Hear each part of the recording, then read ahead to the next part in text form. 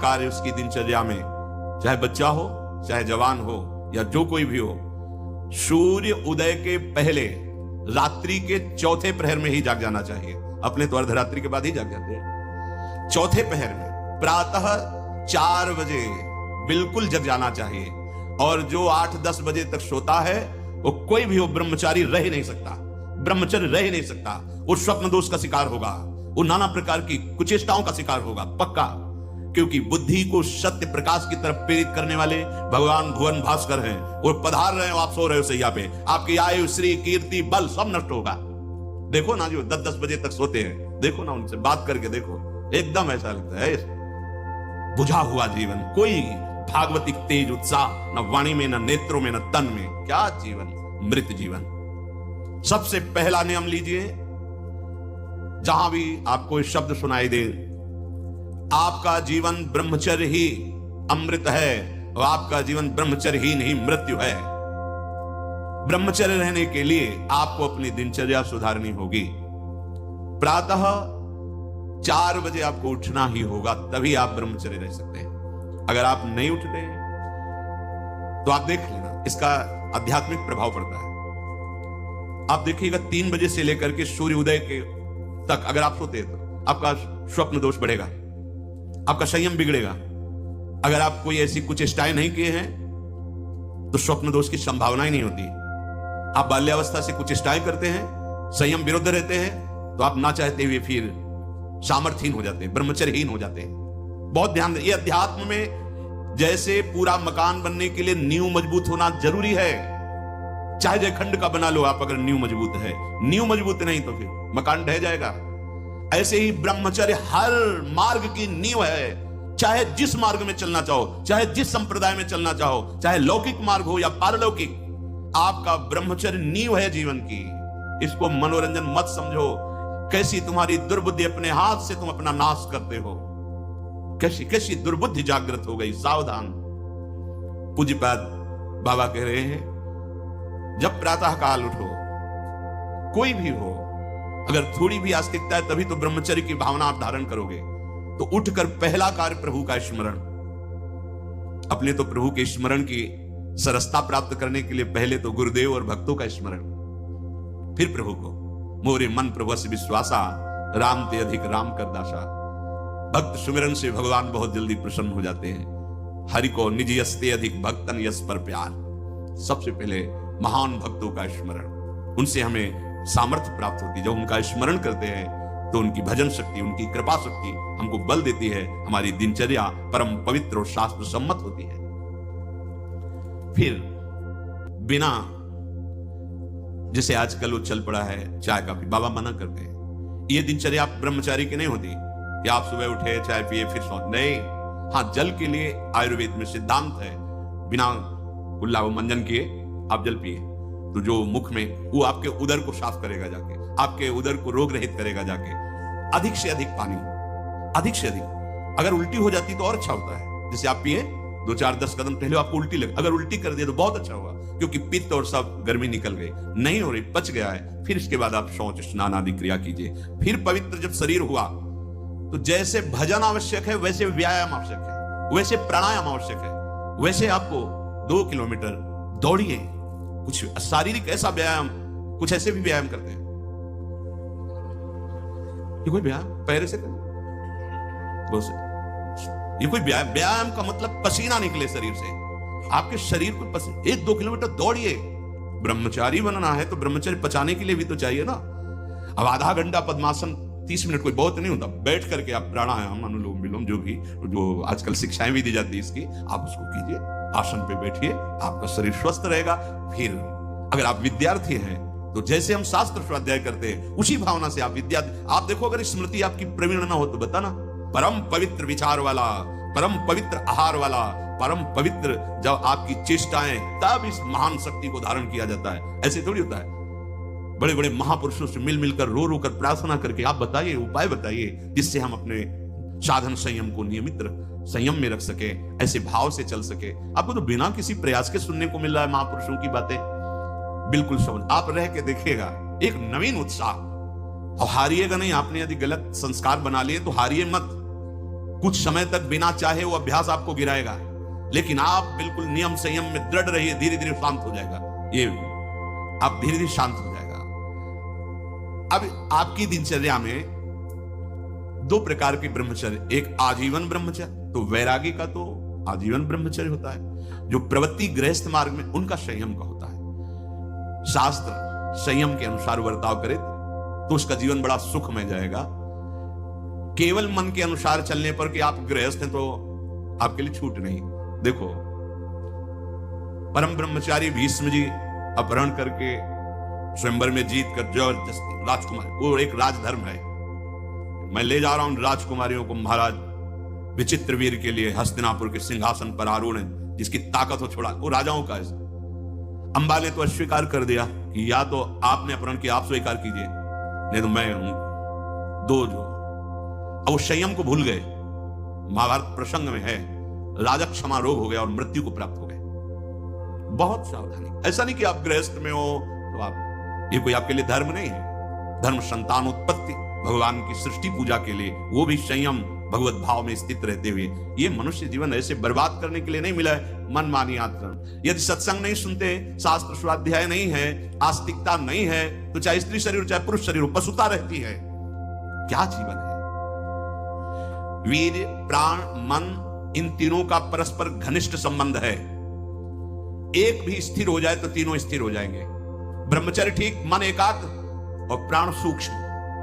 सूक्ष्म प्राणों के द्वारा ही परम योग को प्राप्त किया जाता है। स्थूल प्राण, बहुत खाना, बहुत चर्बी बढ़ाना, ये साधन हो पाएगा? शांत, ऐसे आटा लगा दिया जाए उड़े ना। श्वास प्रश्वास चल रही, उस आटे पर धक्का भी नहीं लगना चाहिए, तब समझना चाहिए कि प्राणवायु सूक्ष्म हो रही। इन बातों का कोई ध्यान ही नहीं हो रहा, बस मनमानी आचरण। बहुत इतना खा लिया और उसी को पचाने में पूरी शक्ति लग गई। भजन और एकाग्रता और इंद्रिय संयम तो बात जाने दो, इतना पा लिया। वीर, प्राण, मन, तीनों का परस्पर घनिष्ठ संबंध है और उपासना में तीनों का बहुत बड़ा योगदान है। प्राण सूक्ष्म, देखो नाम जब आप श्वास लेते हैं आराम से और नाम चल रहा है, फिर श्वास आराम से, नाम चल रहा है। अब स्थूल प्राण है, बैठे हो, सुनाई दे रही आवाज प्राणवायु, सांप की सी फुसकार निकल रही, आप साधक है, आप उपासक। इतने स्थूल प्राण, तो आप मंत्र कहां चला पा रहे हैं? इसका मतलब मंत्र नहीं चल रहा। आराम, शांत, शांत। प्राण जिसका ब्रह्मचर्य ठीक है, बिना प्राणायाम के भी वो सूक्ष्म हो जाएगा। जिसका प्राण सूक्ष्म है, ब्रह्मचर्य ठीक है, मन को एकाग्र करने के लिए ज्यादा श्रम नहीं करना पड़ता। ये तीनों एक तार जुड़े हुए हैं। ब्रह्मचर्य ठीक नहीं, मन भयानक चंचल बदमाश होता चला जाएगा, गंदी से गंदी बात पेश करेगा आपके सामने, गंदे से गंदे आचरण करेगा, भूल जाएगा कि हम मनुष्य हैं, पशुवत आचरण में उतार देगा। ब्रह्मचर्य, प्राण, मन, तीनों का परस्पर बहुत घनिष्ठ संबंध है। एक स्थिर कर लो ब्रह्मचर्य, बहुत गंभीरता स्वभाव में आ जाएगी। ब्रह्मचारी का स्वभाव गंभीर होता है, विचार परिपक्व होता है, स्मृति प्रवीण होती है उसकी, और हर कष्ट सहने की सामर्थ्य होती है। गर्मी, सर्दी, बरसात, पीड़ा, अपमान, निंदा, वो महान शीतलता अंदर प्रदान करता है। मस्ती एक रहती है, और कहीं निरंतर भजन और ब्रह्मचर्य, फिर क्या दुर्लभ रह गया संसार में उसके लिए। इसलिए हमारे शास्त्रों ने, ब्रह्म ऋषियों ने ब्रह्मचर्य पर बहुत जोर दिया है। ब्रह्मचर्य रहने वाले उपासक को इन बातों का ध्यान देना चाहिए। यदि कब्ज पेट में रहेगी तो बिना क्रिया के भी ब्रह्मचर्यहीन होने लगोगे। गर्मी बर्दाश्त नहीं ज्यादा, ये जितने नए पदार्थ पाने वाली लोलुपता है, ये सब ब्रह्मचर्य नाश करने वाली। ये जो आप जिसे पिज्जा कहते हैं, इसमें जो ऊपर लेप लगाए जाते हैं, जो बनता है वो गरिष्ठ है, बहुत गरिष्ठ है, पाचन तंत्रों पर भारी प्रभाव बनाकर एक कब्ज बनाने वाली चीजें। आपको ये 32 दांत दिए गए, वो अच्छे चबा चबा के लुगदी में थोड़ा खाओ, बहुत देर चबा कर स्वाद लेकर के अंदर जब किया तो जो मुख में पाचन, यहाँ वो जो थूक आदि निकलते हैं, उससे ऐसे रस होते हैं जो उसको पाचन करते हैं। बहुत संभाल, ये भोजन का बहुत योगदान है। अगर कब्ज हो रही है तो ये अनुभव में लाई हुई वस्तु है, ये ईशबगोल की भूसी और छोटी हर, जैसे 1 चम्मच 1.5 चम्मच ईशबगोल की भूसी, और अगर आप पहली बार तो आधा चम्मच वो हर, छोटी वाली हर मिला लीजिए और 250 ग्राम दूध में पा करके सेवन कीजिए। वो ऐसा नहीं करेगा कि आपका एकदम पेट साफ कर दे। 10 दिन 15 दिन लगा, वो धीरे धीरे आपकी आंतों से वो ऐसा, यही सेवन किए, बहुत समय तक सेवन किए, क्योंकि कभी ऐसे जैसे रूखा सूखा मिला, कभी ना मिला तो ऐसे कब्ज की तो ये पास रखते थे, थोड़ा इसबगोल की भूसी और हल। दूध ना मिला तो थोड़ा पानी से ले लिया, थोड़ा कम प्रभाव पड़ेगा, पर वो धीरे धीरे। अति ऐसी औषधियां जो हाथों को जाके, वो भी नहीं ठीक है, क्योंकि वो सीधे इतनी गर्म होती है, ब्रह्मचर्य का नाश कर देगा। बहुत संयम की आवश्यकता है ब्रह्मचर्य के लिए। तो कब्ज मत होने दीजिए, और जल की कमी नहीं होनी चाहिए। 2.5-3 लीटर जल तो होना चाहिए। आपकी जो एसिड बनती है, आपकी आप लघु शंका जो होती है, उससे आपके स्वास्थ्य को लाभ मिलता है। सुबह से शयन तक 2.5-3 लीटर पानी पीना ही चाहिए, यदि आप संयम से चलना चाहते हो। मैदा और गरिष्ठ वस्तुएं, चाय और कॉफी ब्रह्मचारी के लिए निषेध है। अब नौजवान बच्चे हैं, चाय और कॉफी भैया काहे को? 60-50 की अवस्था है, शरीर थोड़ा रुग्ण जैसा, तो आप चाय आदि ले लीजिए। आपको चाय की क्या आवश्यकता है? आपका तो ब्रह्मचर्य खुद इतना पावरफुल, चाय और कॉफी तो विघ्न है आपके लिए। बहुत कलयुग का बड़ा भारी प्रभाव है। आगे कह रहे हैं कि अत्यंत आवश्यक हो तो शरीर जिसका रोगी है उसकी सेवा के लिए अगर आपको सेवा लगाई गई है, या किसी को सेवा कार्य के लिए, ऐसे बकाया किसी को स्पर्श मत करो, क्योंकि सबके शरीरों में परमाणु होते हैं, अपने अपने स्वभाव, अपने अपने आचरण, शरीर में, वस्त्र में, सैया में। एक विश्राम स्थली पे जो आपकी सैया है, आप कैसे सोते हैं उसमें उसके परमाणु हैं, वस्त्र में परमाणु हैं, शरीर में परमाणु हैं। अगर आप ऐसा ही व्यवहार रखेंगे तो आप लड़ नहीं पाएंगे, आपके परमाणु इतने पुष्ट नहीं होंगे कि आप विकारों पर विजय प्राप्त करें। स्वाभाविक भीड़ में कोई छू रहा हो बात अलग है, हमें छूने की चेष्टा, अगर किसी रोगी की सेवा तो फिर विचार नहीं करना है, कोई सेवा पे है तो हमें विचार नहीं करना है। स्वाभाविक ऐसे हंसी मजाक या व्यवहार में हम बचें, स्पर्श से बचें। यहां वो छुआछूत वाला स्पर्श नहीं, अपने परमार्थ को पुष्ट करने की बात है। कभी किसी को मजाक में भी अश्लील बातें मत करो, मजाक से भी, जैसे हंसी मजाक में आप ऐसे, उसका प्रभाव पड़ेगा, वो शब्द है, वो आपके अंदर पहुंचेगा, मनन करेगा और फिर वासना जागृत कर देगा। आप कोई ऐसे कपड़े बनावटी मत पहनो, आप अपने शरीर की वेशभूषा ऐसी मत बनाओ, आप ऐसे शौकीनी प्रकट मत करो जिससे तुम्हारा शरीराभिमान पुष्ट हो, इससे काम बढ़ेगा, इससे वासना बढ़ेगी। बाबा कह रहे हैं कि ऐसे कपड़े, ऐसी सजावट, ऐसी बनावट, ऐसे लेपों के लगाने से शरीराभिमान पुष्ट होता है और आपकी काम वासना बढ़ती है। शरीर, मन, बुद्धि, किसी की भी उन्नति नहीं होती जो शरीर सजाने में, शरीर के, उससे सब बिगड़ जाता है। देहाभिमान, देह भाव पुष्ट होता है, देह भाव पुष्टता में ही सारे विकार अपना राज्य करते हैं। बहुत सावधानी की जरूरत है, बहुत सावधानी। बड़ा पवित्र वेश, पवित्र वस्त्र पहनो, हाँ, सावधानी पूर्वक चलो, इससे कोई वीआईपी पना प्रकट नहीं होता। इससे आपकी मन की, आपकी बुद्धि की, आपकी चित्त की दशा गलत मार्ग में चली जाएगी, क्योंकि शरीर भाव आप पुष्ट कर रहे हैं, शरीर को दिखाना, शरीर का सजा। हम ये नहीं कहते कि आप बाबा जी बन जाओ, आप सब पूरे मुख में रज लगाओ, ये तो हम लोगों के लिए, पर आप उचित ऐसी सभ्य पोशाक हमारे देश की रही है, बड़ी मर्यादापूर्ण रही है, आप उस पर ध्यान दीजिएगा, क्योंकि आप ऐसे जैसे शरीर सजाना सही, इससे आपको दुख मिलेगा, आपका मन वासना में हो जाएगा, आपकी भावनाएं दूषित हो जाएंगी। संत समागम तो शरीर राग नष्ट करने के लिए, परमानंद, आप भजन करो, देखो आपको ऐसा सौंदर्य प्राप्त होगा, अंदर आपका ऐसा सुंदर रूप होगा। देखो ना, आचार्य चरण कहते हैं, लक्ष्मी कोटि विलक्ष लक्षण लसल लीला किशोरी सतई राधाध्यम ब्रज मंडले मधुरम राधाभिधानम। जो हमारी स्वामिनी जी के दासी भाव को प्राप्त होता है, उसको इतना सुंदर रूप मिलता है कि करोड़ों लक्ष्मी आश्चर्यचकित हो जाएं, ऐसा राधा दासी का स्वरूप होता है। ए इधर आओ, इतना सुंदर रूप प्रिया प्रीतम का, इतना सुंदर रूप आपका, और ऐसे महासुख में निमग्न होना। ये चमड़ा सजाते तो कितने जन्म बीत गए, और इसी चमड़े में आग लगाई जाएगी, यही चमड़ा गाड़ दिया जाएगा। प्यारे, कुछ समय के लिए मिला है, इसी से तो राग मिटाने का अवसर है। आप इसको सजा के और वासनाओं के खेल में उतर रहे हो, कितनी बड़ी हानि कर रहे हो। अभी आप समझ नहीं रहे, इसलिए आपको बुरा लग सकता है कि हमारे पहनावे पे बोल रहे हैं, हमारे ऐसे नहीं, आप अच्छे से अच्छे कीमती वस्त्र पहनिए, पर उसकी सादगी होनी चाहिए।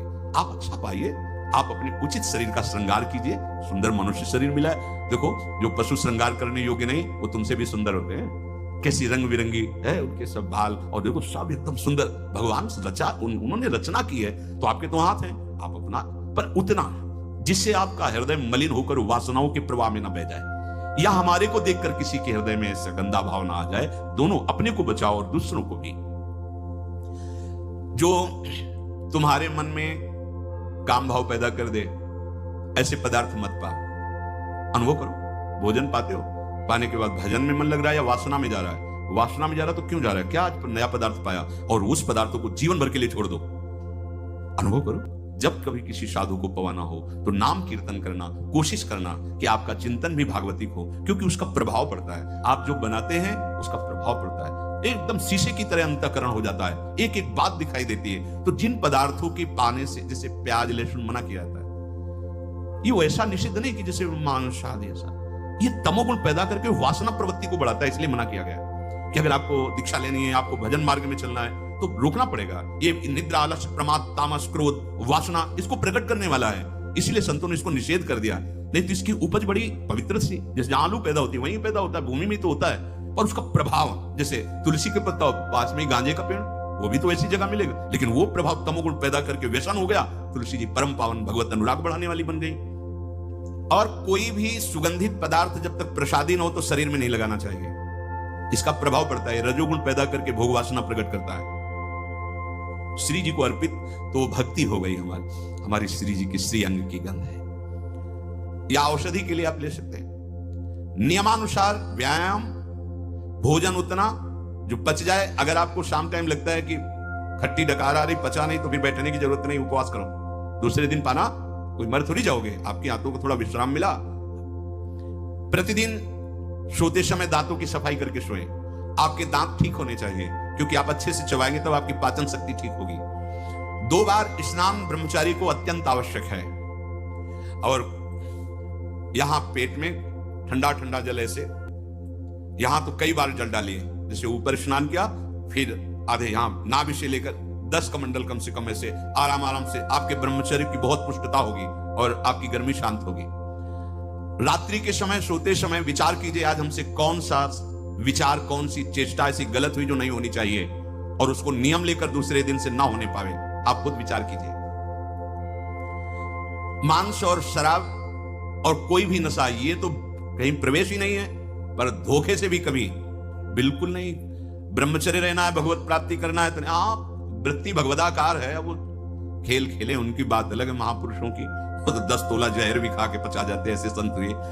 तो हमको अपने कोई भी व्यसन साधना में, देखो सबसे पहली गलती तो ये होगी कि वो व्यसन हमें अपना चिंतन कराएगा समय पर, हमें कोई व्यसन नहीं करना। और ध्यान से सुनिए, ब्रह्मचर्य पालन के लिए इमली और खट्टे पदार्थ बिल्कुल जहर है ब्रह्मचारी के लिए। ब्रह्मचर्य पालन के लिए लाल मिर्च, प्याज, लहसुन, गरम मसाला, जो सब्जी है, ये बढ़िया। दोपहर में भोजन के पश्चात 15 से 30 मिनट तक विश्राम। सोना नहीं है, करवट थोड़ा इधर मध्य में बाएं ले, उठ के बैठ गए, दिन में नहीं सोना। जो रात्रि में सेवा करते हैं उनके लिए छूट है। अब रात्रि में बंगला बना रहे हैं श्री जी का, या जो सेवा परायण है, जिनका ऐसी अखंड नाम कीर्तन हो रहा, अब रात्रि में ही कीर्तन है, दिन में सोना नहीं, रात्रि में कीर्तन करना है, तो चल कैसे पाएंगे, वो दिन में सो ले। सायंकाल के समय भोजन निषेध है, संध्या का समय हो रहा हो, भोजन निषेध है, शास्त्र स्वाध्याय निषेध है, उस समय कीर्तन, नाम जप आदि। और रात्रि में भोजन पाने के 30 मिनट भ्रमण करें, भोजन पाने के बाद घूमिए, फिर शयन कीजिए। अगर ब्रह्मचर्य रहना है, नहीं सब खा पी के और दूध पी के फिर सो गए, फिर नहीं ठीक रहेगा। दिन में उपासक को कभी नहीं सोना चाहिए, ये छूट उसके लिए जो रात्रि में सेवा परायण है, जगते हैं। यदि रात में आपको जगना पड़े तो अपनी नींद पूरी करने के लिए उससे कम समय में काम चला लीजिए। सोते समय भगवत चिंतन अत्यंत आवश्यक है। यदि आप सोते समय छूट दे दी तो गलत चिंतन उस समय जरूर होगा, और गलत चिंतन हुआ, अगर सो भी गए तो धोखा हो जाएगा, और अगर जगते रहे तो धोखा हो जाएगा। सोने के समय ऐसे सावधान रहो जैसे मरने वाला सावधान रहता है कि अब तो मृत्यु आ रही है, राधा राधा, ऐसे सावधान। जब एकांत कर्म में तो बिल्कुल सावधान। उस समय क्या करते हैं हम लोग, असावधान हो जाते हैं, छूट दे देते हैं। अगर मोबाइल है तो मोबाइल में लग गए, नहीं तो चिंतन मनन वो कहीं ना कहीं भटकाव में आ जाएगा, भटकाव में आ जाएगा, आपसे धोखा हो जाएगा। बहुत सावधानी बात मान लीजिए। आपका एकांत परम पवित्र और सावधानी पूर्वक होना चाहिए जब तक नींद ना आए। अपने लोगों ने तो यह अभ्यास किया गुरुजनों की आज्ञा से कि जैसे अब दिनचर्या पूर्ण हुई, अब शयन करने जा रहे तो माला लेके बैठ गए। जब तक ऐसे नहीं हुआ तब तक माला नहीं हटानी, बैठे।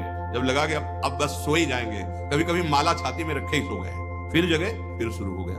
भजन नहीं, अगर भजन उस समय एकांत में नहीं करते तो बकवास है, ब्रह्मचारी नहीं बन सकते। बहुत चंचल मन है, किसी न किसी बहाने से आपको धर्म भ्रष्ट करेगा, ब्रह्मचर्य भ्रष्ट करेगा। बहुत सावधान।